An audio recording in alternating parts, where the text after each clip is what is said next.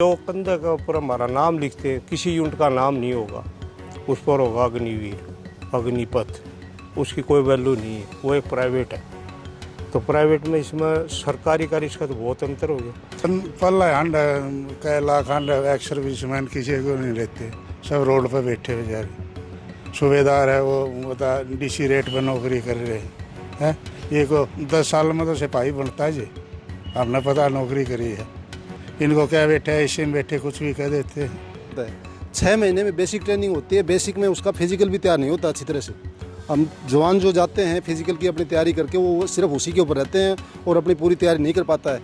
जब advance training होती है उसको ना तो टैक्टिक्स का पता होता, ना कुछ और पता होता, ना ही अपने मान लो कि जिस ट्रेड वर्क होता है। केंद्र सरकार ने युवाओं के लिए 4 साल की जो सेना की भर्ती निकाली है, इसको लेकर युवाओं में भी रोष बना हुआ है और युवाओं को अभी समझ नहीं आ रहा है कि यह जो योजना कितनी कारगर होगी। आज हम हिसार में यहाँ मौजूद है, यहाँ सभी जो सेना के जो अधिकारी कर्मचारी रिटायरमेंट जो हैं और कुछ प्राइवेट जो जॉब करने वाले रिटायरमेंट अधिकारी भी हैं। तो आज हम इनसे बातचीत करेंगे कि ये योजना कितनी कारगर है। तो हमारे साथ हैं कुंडू साहब, ये बताइए कितनी कारगर है ये योजना? अभी तक तो कारगर नहीं लगती है, लेकिन गवर्नमेंट अगर कोई एश्योरेंस दे, अध्यादेश लाए या कुछ और कानून बनाए अभी से, तब हो सकता है। नहीं तो 15 साल के बाद पूरी फौज 4 साल वाली रह जाएगी, ओनली 25% रेगुलर होंगे। तो ऐसी फौज कैसे? हमारे साथ और भी हैं, इनसे जानेंगे कि यह योजना कितनी कारगर है। कारगरता तो इसमें कोई दिखाई नहीं देती, क्योंकि ये तो सरेआम जो है वो एक युवाओं को भटकाने का वो है। 2024 का इलेक्शन आ जाएगा, इलेक्शन कैश करके उसके बाद फिर वो दोबारा आगे कैश कर लेंगे। इसमें कुछ ये नहीं नज़र आ रहा कि कहीं युवाओं को रेगुलर जॉब मिलेगी या युवाओं को बाहर आके। अभी कभी महिंद्रा वाला बोल रहा है कि हम रेगुलर जॉब देंगे, अरे ये सैनिक सारे बाहर अभी तो घूम रहे हैं, अब तक तो नहीं दिया आपने कोई भी जॉब।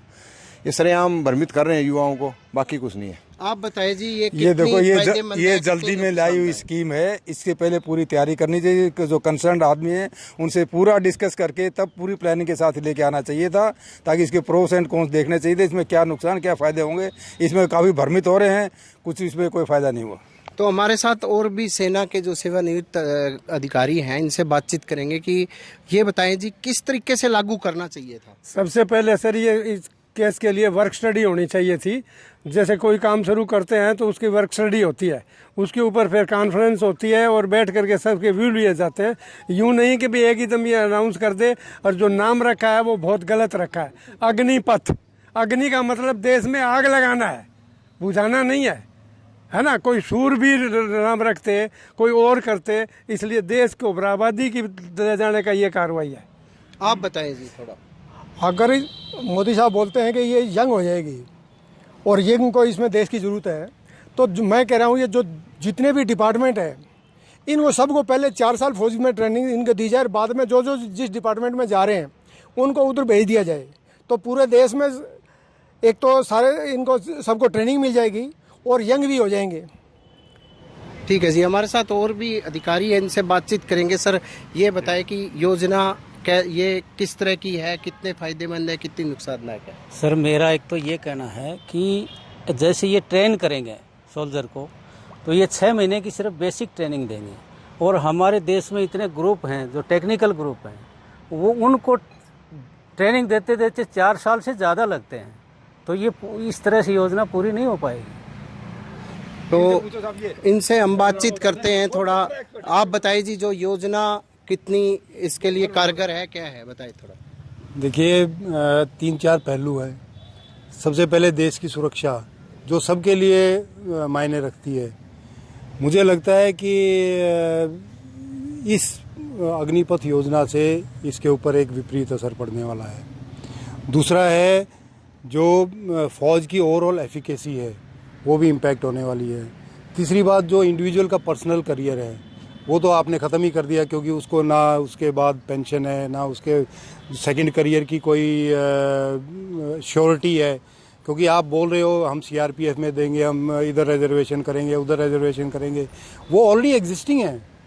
रिजर्वेशन अभी भी सब डिपार्टमेंट्स में है एक्स सर्विसमैन की, लेकिन वो कितनी भरी हुई है? 1% से भी कम है, कहीं कहीं पे बिल्कुल ज़ीरो है। तो ये सिर्फ बोलने को तो 15 लाख भी खाते में आने थे, बोलने को तो 2 करोड़ जॉब भी हर साल मिलने थे। तो बोलने में यदि इंटेंशन गवर्नमेंट की थी कि भाई इनको रीसेटल किया जाएगा तरीके से, तो उसको उसी पॉलिसी का हिस्सा क्यों नहीं बनाया गया? बाद में अनाउंसमेंट करना तो ये एक आफ्टर थॉट थी, मुझे लगता है। जी, हमारे साथ और भी जो सेवा के जो सेवानिवृत्त आए हुए हैं, तो बताइए सर ये योजना कितनी कारगर है या कितनी वो है, बताइए। सबसे पहले तो मैं ये बताऊँ 4 साल क्यों रखी, इसकी 10 साल 6 साल 8 साल क्यों नहीं रखी, या 1 साल रख देते, 4 क्यों रखी इन्होंने? मोदी से पूछा जाए कि 4 साल क्यों रखी है इन्होंने, ऊपर रख देते। फैसिलिटी कोई नहीं है। फिर जो कंधे के ऊपर हमारा नाम लिखते हैं, किसी यूनिट का नाम नहीं होगा, उस पर होगा अग्निवीर, अग्निपथ, उसकी कोई वैल्यू नहीं है, वो एक प्राइवेट है। तो प्राइवेट में इसमें सरकारी का इसका तो बहुत अंतर हो गया। 4 साल में एक सोल्जर को हम तैयार नहीं कर सकते लड़ाई के लिए। ये तो वही है कि ड्यूटी पर जा, बोला मैं नहीं जाता, गैर बंदूक अपने वापिस आ गया, तो वो सोल्जर नहीं कहलाता। सोल्जर वही कहलाता है जो पूरी ट्रेनिंग करके और कसम खा लेता है। अच्छा, आप बताइए जी, 4 साल के बाद सरकार कह रही है हम जॉब की गारंटी देंगे, क्या लगता है क्या उनको मिलेगी? ये पल्ला हंड कई लाख हंड एक्स सर्विसमैन किसी को नहीं लेते, सब रोड पर बैठे बेचारे। सूबेदार है वो डीसी रेट पर नौकरी कर रहे हैं। ये को 10 साल में तो सिपाही बनता है जी, हमने पता नौकरी करी है। इनको क्या बैठे ऐसे में बैठे कुछ भी कह देते हैं। 10 साल लग जाते सिपाही बनना। ALT में जाके देखो, नया जवान कामयाब नहीं है, ये बूढ़े कामयाब है वहाँ। तो आप क्या मांग करते हैं, किस तरह से होना चाहिए? पहले जैसा होना चाहिए। अच्छा, आप बताइए जी, किस तरह का इसमें सुधार होना चाहिए? सरकार को किस तरह के नियम दोबारा से अगर करती है तो लागू करने चाहिए? नमस्कार सर, मैं आप सभी का इसमें धन्यवाद करता हूँ, और आपके माध्यम से मैं पूरी जनता और साथ में हमारे प्रधानमंत्री साहब के मैसेज देना ये चाहता हूँ कि जो हमने ये 4 साल का और जो खास करके इसमें ट्रेनिंग पीरियड जो 6 महीने का रखा है, ये बहुत ही गलत है। 6 महीने में बेसिक ट्रेनिंग होती है, बेसिक में उसका फिजिकल भी तैयार नहीं होता अच्छी तरह से। हम जवान जो जाते हैं फिजिकल की अपनी तैयारी करके, वो सिर्फ उसी के ऊपर रहते हैं और अपनी पूरी तैयारी नहीं कर पाता है। जब एडवांस ट्रेनिंग होती है उसको ना तो टैक्टिक्स का पता होता, ना कुछ और पता होता, ना ही अपने मान लो कि जिस ट्रेड वर्क होता है उसका पता होता है। इसलिए 6 महीने में ये कोई प्रावधान नहीं, ये किस्म का मतलब झुंझुना टाइप में है, इसको हम सैनिक नहीं बोल सकते हैं। जब वो मान लो कि अपने बेसिक लीव आता है और उसके बाद जाता है, जब एडवांस ट्रेनिंग होती है, उस एडवांस ट्रेनिंग में उसको हर एक चीज़ के बारे में सिखाया जाता है। जब नए सोल्जर कसम पासिंग आउट परेड करने के बाद में यूनिट में जाते हैं, यूनिट में जाने के बाद में भी यूनिट के अंदर एक यंग सोल्जर कैडर चलाया जाता है, जो कि नए सैनिकों को पुराने सैनिकों के साथ मिलाया जाता है। और वो मिलाने के बाद में भी उनका फिजिकल में ही फ़र्क होता है पहले, और उनके टैक्टिक्स में ही फ़र्क होता है। जब वो पूरा यंग सोल्जर कैडर कर लेते हैं तब उनके साथ मिलते हैं। और यूनिट में ना तो ये किसी यूनिट का हिस्सा है, ना ही किसी रेजिमेंट का हिस्सा है, तो वो अपने आप में एक अलग थलग, जिस प्रकार से ये मान लो कि एक डैमी टाइप में हो जाता है, जिसका देश की सुरक्षा से कोई लगाव नहीं रहता है। दूसरा, जब मान लो कि ये अच्छी ट्रेनिंग कर लेते हैं तो कम से कम 5 साल तक तो रिक्रूट वैसे ही बोला जाता है, और ये 4 साल में रिटायर हो जाएंगे तो सैनिक कहाँ से होंगे?